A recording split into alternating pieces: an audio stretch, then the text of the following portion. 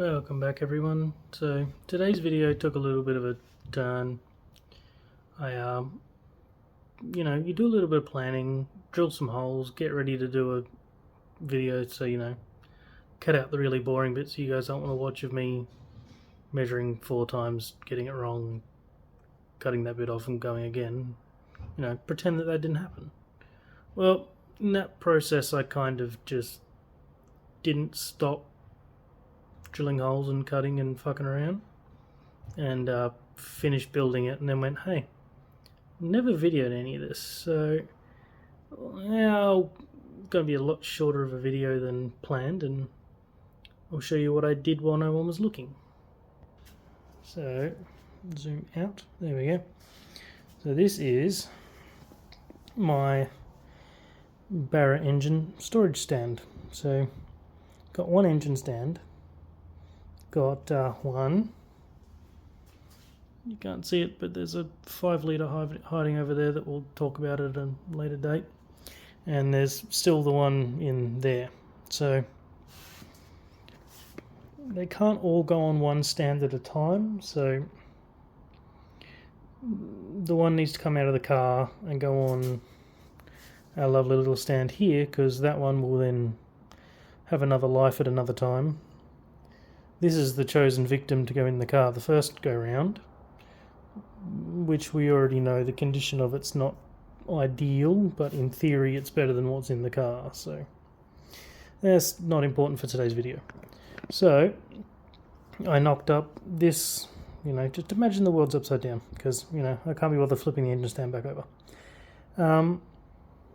Storage stand, so 4 100 kilo casters, because a barrel weighs like 200 kilos, so overkill, so it doesn't, well, the wheels don't explode. This is, don't know if you can hear that, reasonably solid.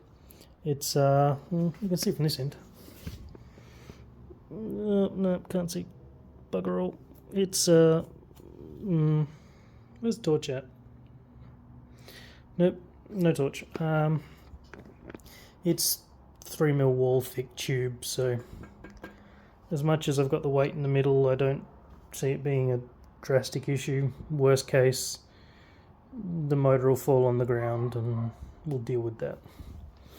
But I really should have a torch for this. It's just a giant rectangle, caster wheels glued on, that special very hot glue, yep. And a piece of angle iron, which is just around the back here, V-notched out, sitting on some bolts, because, that's going to hold the weight. That's just going to stop it from being a wibbly-wobbly mess. Probably need something at the front to stop it falling forwards, but until I can be bothered flipping it over and putting it on an engine stand, we won't really know that. But hold on, let's put it the right way around so we can stare at it.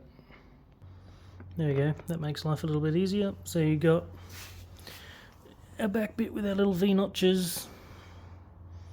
It's just some more tube with some come on, let's play the rate my dodgy welds game.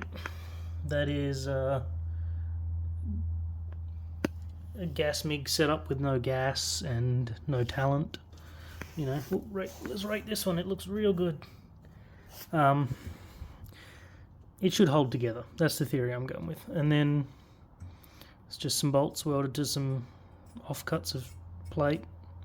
So motor goes on here, balances on that, and roll it around, because being able to move it from one corner to another is helpful. And yeah, so I thought I'd there we go, show off some handiwork. In the comments, be sure to tell me how I did it wrong, and you could have done it yourself. You probably could have. If you're going to build one, I ain't building it for you.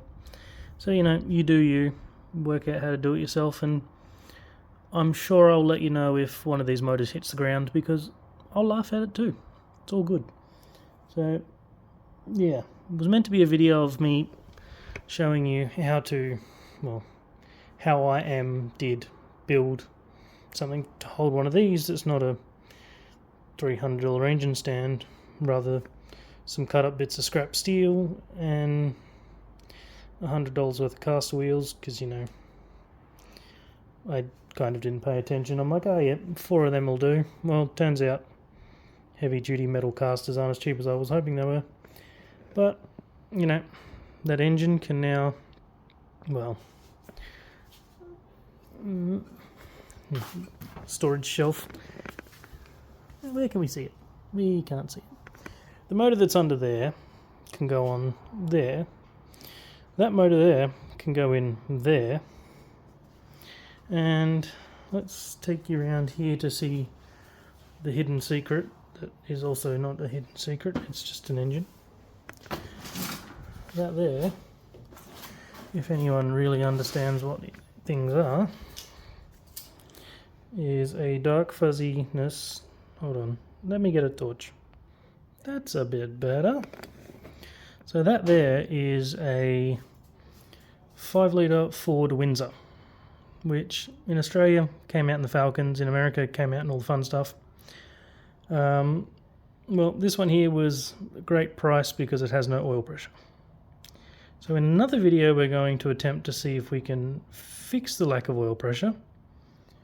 We're hoping it's something simple and not very expensive, because if it isn't, it becomes a fancy looking coffee table. If we can fix it, it'll go on the list of engines to go in the car. Because for land speed racing, there is multiple choices, and that would be one of them, you know. And we all going to prefer V8 noises over what that Barra is going to make. NA, it's going to sound very bad. But that's all for today. Sorry that the video wasn't what it's supposed to be, but I'm sure you'll enjoy it anyway. If you don't, comment, tell me you hated it, and I'll still make more. Thank you. See you next time.